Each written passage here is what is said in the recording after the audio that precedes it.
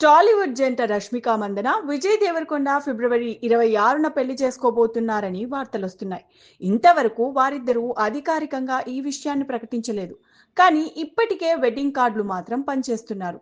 ఈ జంట పెళ్లి పత్రిక అంటూ ఒకటి సోషల్ మీడియాలో వైరల్ అవుతోంది. రాజస్థాన్లోని ఉదయ్పూర్లో పెళ్లి ఏర్పాట్లు ఘనంగా జరుగుతున్నట్లు తెలుస్తోంది. అలాగే తమ పెళ్లికి వచ్చే అతిథులకు ఈ జంట కొన్ని కఠినమైన షరతులు పెట్టినట్టు తెలుస్తోంది. రష్మిక మందన, విజయ్ దేవరకొండ ఇప్పుడు ఎక్కడ కనిపించినా మీడియా వారు పెళ్లి గురించి అడుగుతూనే ఉన్నారు.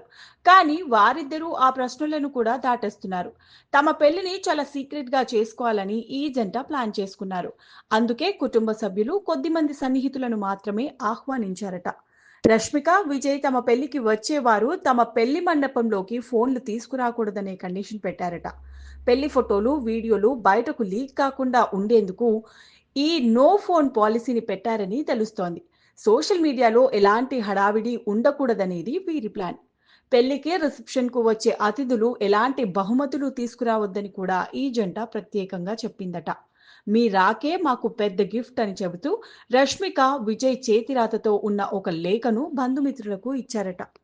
ఫిబ్రవరి 26న జరిగే వీరి పెళ్లికి సినీ ప్రముఖులను ఎవరినీ పిలవడం లేదని తెలుస్తోంది.